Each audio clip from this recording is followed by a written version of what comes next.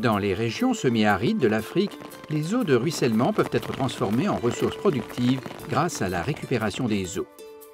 Au Burkina Faso, les cordons pierreux arrangés le long des courbes de niveau freinent le ruissellement. Mais lorsqu'il est employé en conjonction avec des cuvettes de plantation zaï, ce système devient doublement efficace.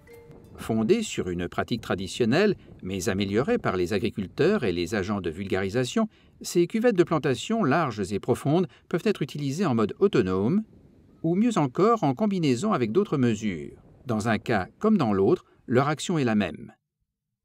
Elles capturent les eaux de ruissellement qui s'écoulent en surface. Les zaïs sont creusés à la main avec une houe. Les cuvettes font normalement environ 25 cm de diamètre et environ 20 cm de profondeur et sont espacées de 90 cm les unes des autres dans chaque direction. La terre excavée est placée en aval du trou. Du fumier composté est déposé avec précision dans le zaï avant d'y semer le millet ou le sorgho. De sorte que quand il pleut, l'humidité et la fertilité sont concentrées exactement là où elles sont requises. Ali Ouedraogo fut l'un des pionniers de ces zaïs améliorés, et Salif, son fils, a aujourd'hui repris le flambeau.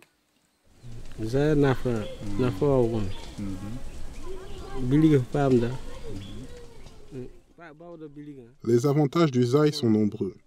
On place du compost et du fumier organique dans le zaï, ce qui nous permet d'en tirer le maximum.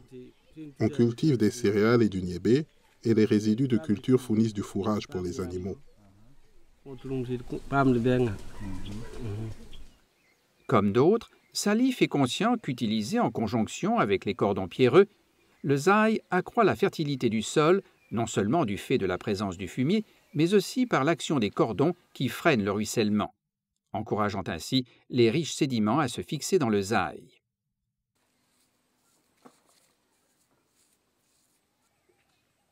Ici, on estime que les rendements céréaliers sont passés d'un quart de tonne par hectare à plus du double,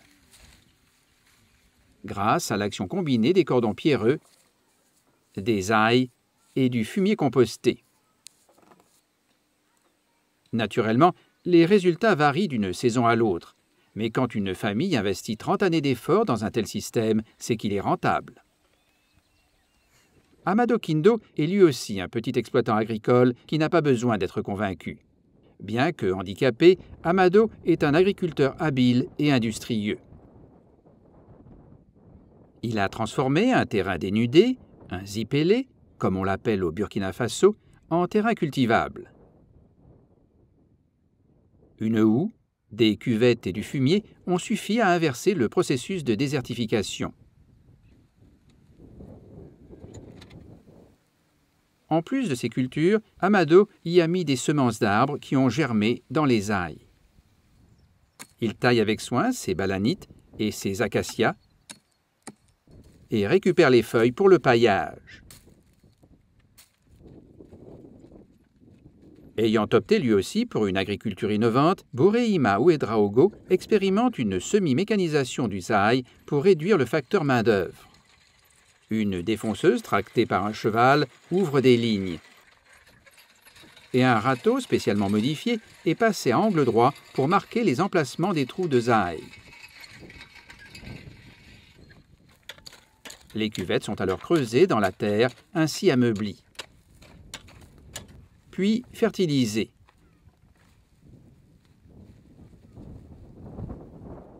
Mais les cuvettes de plantation ne sont pas seulement utilisées au Burkina Faso.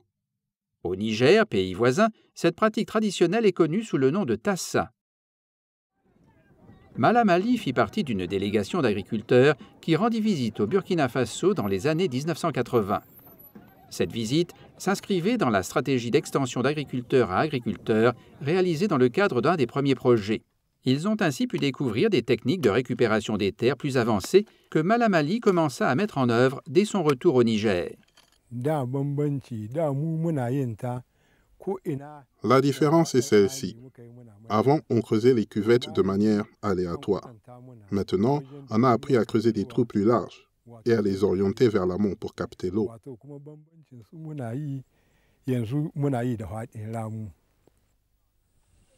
Là encore, la pratique du tassa, ces cuvettes de plantation améliorées, tout comme une autre technique de récupération des eaux qu'on appelle les demi-lunes, a survécu et a été transmise à la génération suivante.